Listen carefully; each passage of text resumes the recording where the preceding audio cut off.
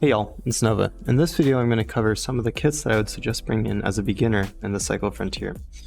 I'll also cover some upgrades that I think will make those kits more effective, but will also make them cost more. Well, you're definitely going to want to bring in a backpack. Obviously you can start with a small backpack, but as soon as possible you're going to want to start crafting the larger backpacks. Now the green backpack really isn't that hard to craft. As you can see right here, it costs a fair amount, but you'll make that amount back with the extra 50 carry space you have. 50 carry space doesn't seem like much, but you can carry so much more loot with it. 50 extra carry space is crazy.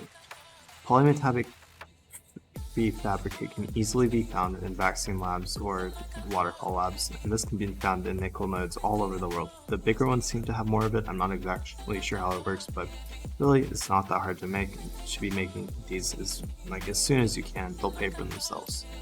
This textiles can be found in the swamp, and as it says, civilian lockers. They seem to be decently rare. I haven't really locked down a good place for them, but they're not too hard to find. Again, ultra nickel, easily found in nickel nodes all over the world. And then pale ivy blossom can be found on trees in the jungle. It's also found a bunch more on the other map, but it's not that hard to find. You just have to keep a eye out for it. It doesn't glint like the other loot does.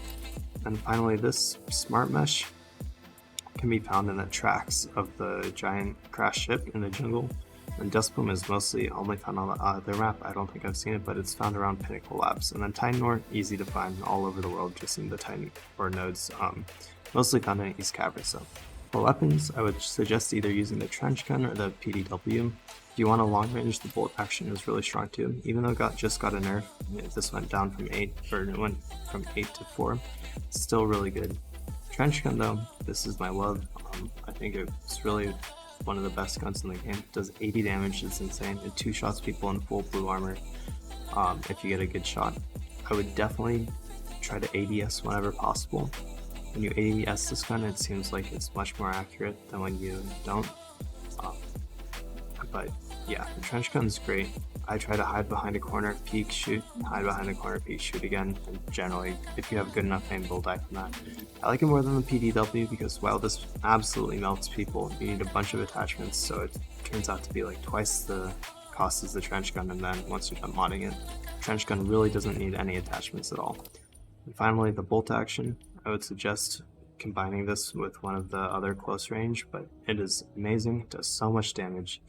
It's really accurate, there's not much bullet drop, you don't have to really lead by any. It's honestly insane. Love this gun, highly recommend. It's just very expensive. I mean, you can buy almost 6 of these for the same price. So this is for if you're more rich and not really worried about money, but if you're just starting out, just buy this, like 360 rounds, so another 1,500 and you're good to go. It's a great weapon. So for weapon upgrades, the Scrapper is a great SMG. It's about the same price as the Bolty. Honestly, with how much it costs compared to the PDW, I don't really think it's worth it. You may as well just run a PDW because it's about the same, but the Scrapper is decent. Then, if you come over to Osiris, the Scarab, really great for loot runs. Really like this pistol, you can put a couple of modifications on it. It's really great. Honestly, I still would just run the trench gun though, just because the trench gun, while it doesn't have as high penetration, it just does way more damage, it staggers enemies. I think the trench gun is just better than the Scarab. Manticore is a more expensive AR. It's really good if you're going kitted. I think it's pretty decent, especially if you're running with a squad with multiple Manticores. You can really melt people extremely fast. However, the Manticore doesn't even come close to matching how good the ICA's guarantee is. If you're going for a really nice early gun for melting heavily armored people, I'd say the ICA guarantee is one of the best guns in the game for it. Early on, really cheap, only 22k. If you're trying to look for a better gun to run, definitely would run this. The Bulldog, while it sounds as shit for PvP, can be really good for cheesing some of the Marauders. This can take down Jeffs extremely easy. I'll probably make a video on that in the coming days. Next we have armor. I would definitely recommend wearing a shield and helmet at all times. The tactical helmet is not good because if you get headshot with the sniper rifle, go straight through the tactical helmet and one-shot you. Sniper rifle without any extra penetration will not one-shot you with the normal helmet if you're wearing it. It'll get you down to 2 health, but it won't kill you. So I definitely suggest wearing the shield and helmet. Once you're willing to spend some more on armor, then you have some more materials, you can go over here and start crafting the green armor. Really easy. Spinal bases can be found all over the world. Hardened metal, additionally, tons of it can be found at Lagoon and a ton of other places. It's really easy to make. And then again, polymetallic prefabricate can be found in vaccine labs or metallic labs. Now, the blue armor honestly is harder to make than the purple armor. I'd say the purple armor is much easier to make. Radio equipment can be found all over the place. I mean, there's a ton of it at comms base, but even other places you can find radio equipment everywhere. Then for shields, smart mesh again can be found in the tracks of the crash ship and other places in the jungle. It's sort of rare, so sometimes the shields can be hard to make, but brittle titan ore not hard at all to find. It's any of the brittle titan or any of the titan nodes around the world, so East Caverns or dig site or mines. And then the hard part about the purple armor is hardened bone plates, but again, you can easily kill marauders even just with the bulldog, and I'll be making a video on that pretty soon. Finally, consumables. You're definitely going to want to bring like 8 stems with you.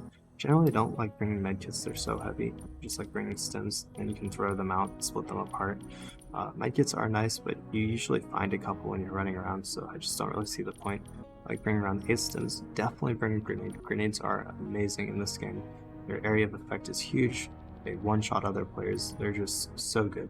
I would even bring 2 if you have the money for it. And a smoke grenade, it's up to you. I like bringing one for extract. It's not like smoke grenades in Tarkov. These smoke grenades work really well, so I would suggest bringing them, but it's up to you.